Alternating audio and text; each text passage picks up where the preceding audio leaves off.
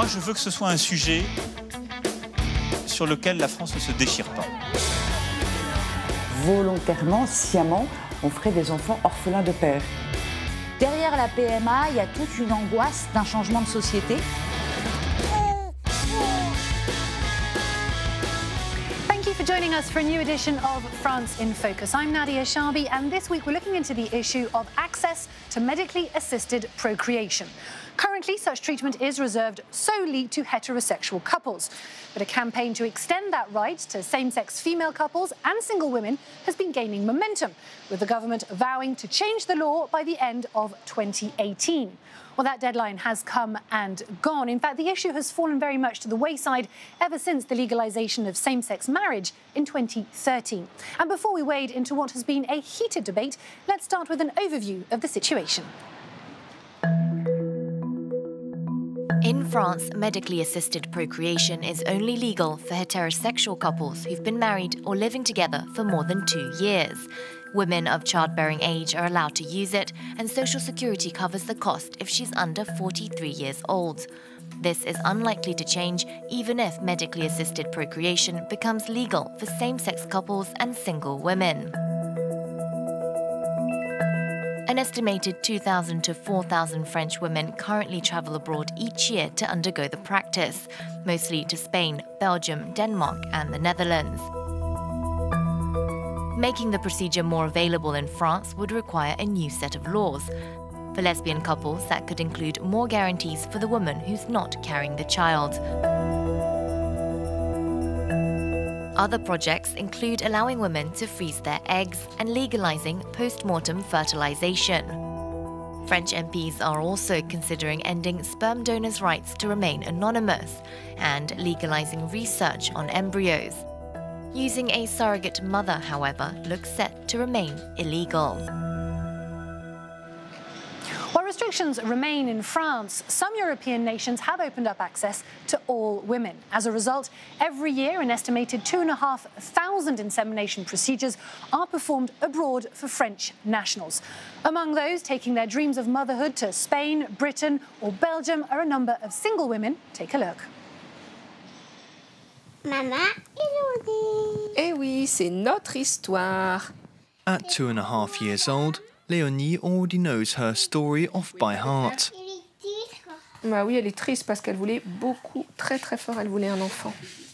At 36 years old, Anne-Sophie made the decision to have a child alone, opting to give medically assisted procreation a go. However, for single women, this option is illegal in France, prompting her to pay up for the procedure overseas. I went to Denmark because I chose an open sperm donor. For me, it's important that my daughter can meet her donor if she wants to when she turns 18. And that's possible in Denmark. So it was a long journey of reading, meetings. I was also seeing a psychologist. There's not one day where I don't tell myself that I've made the best decision of my life. In 2016, after 2 rounds of IVF, Léonie was born, and Anne-Sophie began her life as a single mother. With work, home and childcare in close proximity, she has carefully organised their lives, sometimes calling on babysitters in order to maintain her social life. Anne-Sophie believes it's proof against the arguments of traditionalists who believe a child shouldn't be brought up without a father on the scene. I really think that having 2 parents isn't the key to happiness. Other things are more important. It's not the number of parents, it's how we look after the child, the relationship we have with them. Her biggest fear is that her daughter will be stigmatised. Anne-Sophie is an activist, fighting for medically assisted procreation for all in France, a prerequisite, she believes, for all kinds of families to be recognised and accepted.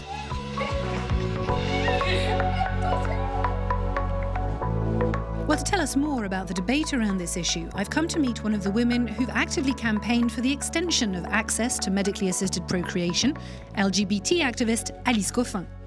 Alice Coffin, hello. Hello. Thank you for being with us.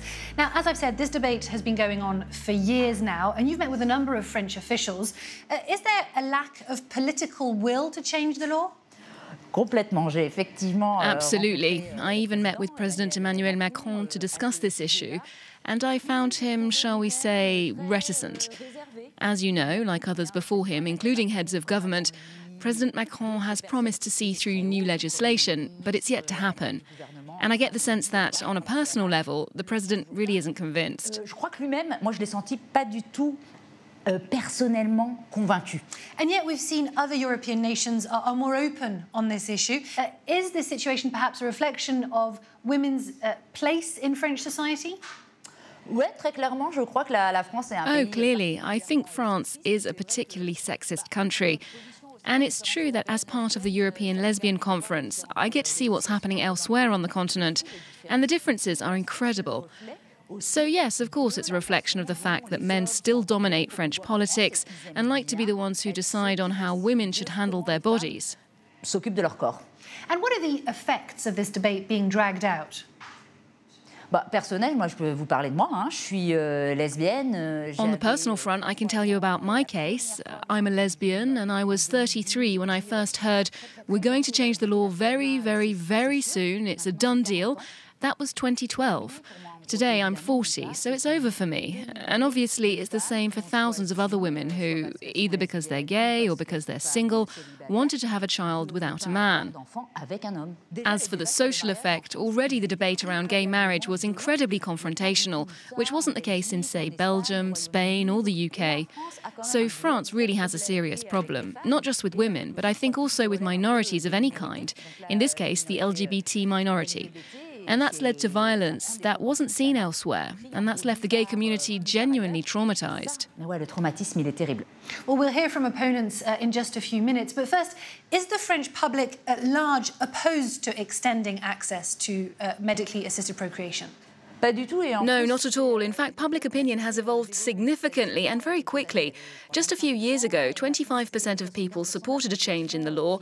Today, 75% want to open up access to all women, so it's clearly a political issue. politique. OK, well, let's hear now from those who continue to combat the notion of opening up medical assisted procreation to all. The idea of granting medically assisted reproductive rights to single women and lesbian couples does not sit well in these campaign offices because it raises too many questions. Dans la vie, il y a Life brings problems, including fathers who abandon or decide not to accept their children, fathers who die, families that break up. The big difference with medically assisted procreation being allowed as the government wishes is that we would be actively choosing not to have a father. The government would be putting in place a system in which children are deprived of a father their entire life. That's saying that a father is secondary, that we can do without one, that a father isn't important. The campaign group agrees with certain psychoanalysts who say even though children born without a father have always existed, a man must be central to raising a child.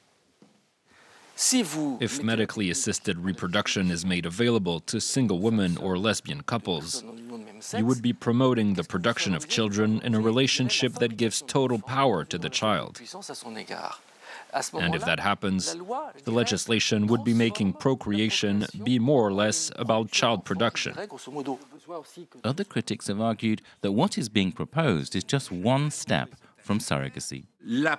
Medically assisted reproduction will result in surrogate parenting. It's inevitable, because this law creates a new form of discrimination.